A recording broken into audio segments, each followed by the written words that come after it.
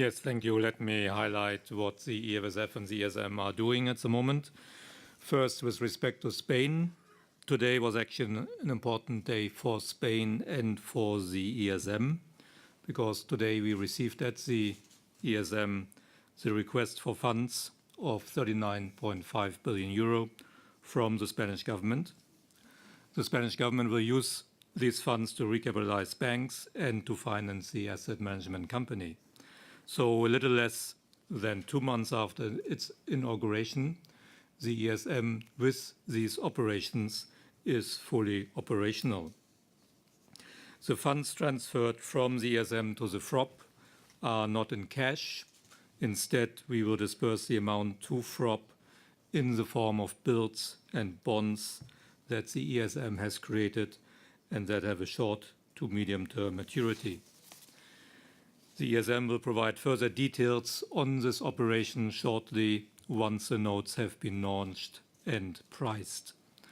The next tranche under the Spanish bank recapitalization program will be dispersed early next year.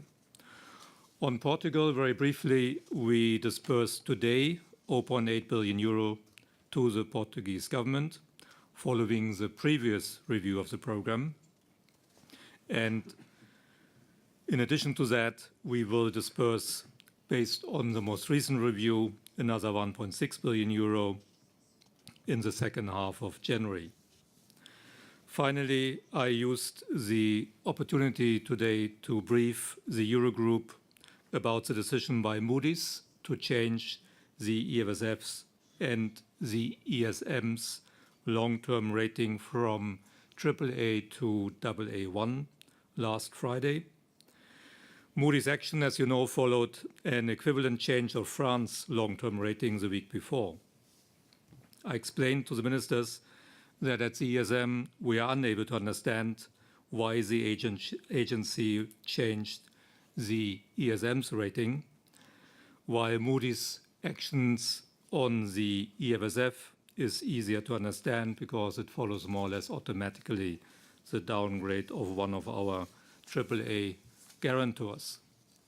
In my view, the rating agency did not sufficiently take into account the ESM's strong institutional framework, the clear political commitment of all 17 euro area member states, and the ESM's very robust capital structure, with a paid-in capital of currently 32 billion euro, and as you know, this will grow to 80 billion euro in 2014, and with the preferred creditor status of our loans, the ESM can claim to have very strong situation and really an unparalleled strength among the world's multilateral lenders.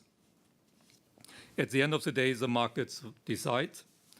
Tuesday last week, the markets gave a clear sign of confidence to the EFSF.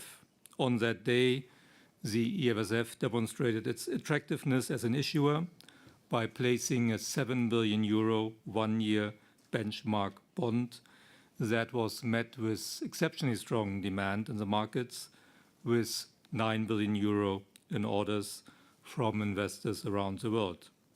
And today, after the action on Friday, interest rates on outstanding EFSF bonds did not react to Moody's action. Thank you.